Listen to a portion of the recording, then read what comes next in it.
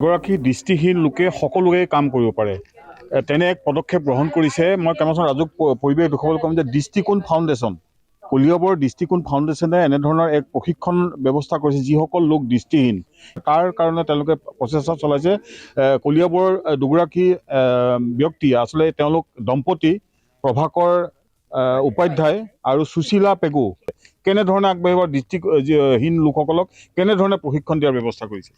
Sir আমি এতিয়া প্ৰথম আমি দৃষ্টিকোণ ফাউণ্ডেশ্যনৰ কথাত ক'বলৈ গ'লে আমি দুজনে বহুত প্ৰচেষ্টা কৰিলোঁ, বহুত মানে কষ্ট পালোঁ। আমি যেনেকৈ বাহিৰত গৈ কেনে ট্ৰেইনিং কৰি আহিলোঁ, কিমান কষ্ট কিমান হেৰি, সেইবিলাক কথা এতিয়া ডাঙৰ দীঘল কৰি গৈ থাকিলে আপোনাৰো সময়ৰ নষ্ট হ'ব আৰু আমাৰো সময়ৰ নষ্ট হ'ব। গতিকে আমি ইয়াত সেই কথাটো আমি বেছি উন্নতি নাথাকোঁ।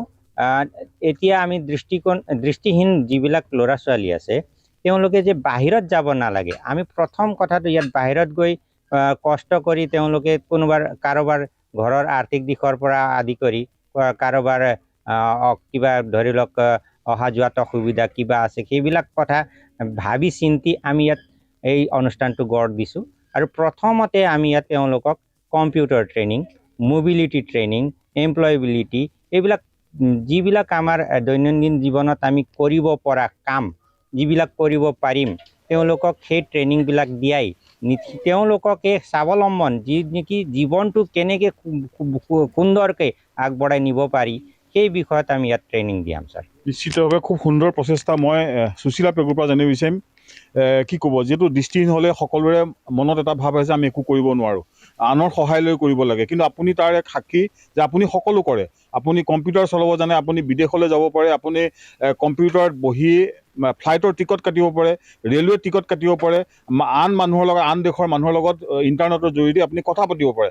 কেনেধৰণে সম্ভৱ সেই কথা বা যিসকল দৃষ্টিহীন লোক আছে তেওঁলোকক কি আহ্বান জনাব?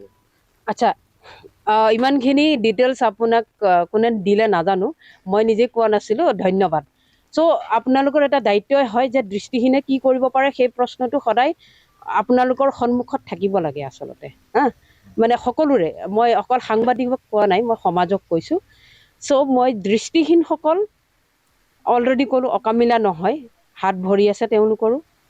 আপোনালোকে কেতিয়াও অৱহেলা নকৰিব, তেওঁলোক আগবাঢ়িব লাগিব। কম্পিউটাৰটো নিশ্চয় মই জানো, মই কম্পিউটাৰ ট্ৰেইনাৰে আছিলোঁ। মই ফ্লাইট টিকেট মোবাইলৰ দ্বাৰা বুক কৰোঁ, মেক মাই ট্ৰিপ, আপোনালোকে যিটো নৰ্মেলি ইউজ কৰে মেক মাই ট্ৰিপ, ফ্লিপকাৰ্ট, মিছ' সকলোবোৰ মই ইউজ কৰিব জানো, IRCTC। আৰু আপুনি সুন্দৰকৈ ইংৰাজী ভাষা ক'ব পাৰে, আন ভাষা। এতিয়া আমি জানিব পাৰিছোঁ আপুনি যিহেতু প্ৰভাকৰ উপাধ্যায়ৰ লগত বিবাহ পাশত আবদ্ধ হ'ল, তাৰপিছত আপুনি এতিয়া নেপালী ভাষাও সুন্দৰকৈ কয়। Yes, and definitely I can speak in Nepali also and English, a little bit Hindi also. নিশ্চিতভাৱে এনেধৰণে তেওঁলোকে আশা কৰিছে যে দৃষ্টিহীন লোকসকলে সুন্দৰ এক জীৱন অতিবাহিত কৰিব পাৰে। ক'ৰ পৰা আহিছে তুমি? নমস্কাৰ, মোৰ নাম মিছ পপি শইকীয়া, মই আহিছোঁ যোৰহাটৰ পৰা। I am from Jorhat. So' আজি বহুতে ভাল লাগিছে। আচলতে আজি নহয়, আটাইতকৈ ডাঙৰ খবৰটো হ'ল আমাৰ এই মেমগৰাকী, আজি মোৰ মেম, কিন্তু তেখেত আচলতে আমাৰ হয় গৌতম বৰা, আপোনাক এই মুহূৰ্তত ধন্যবাদ জনাইছোঁ।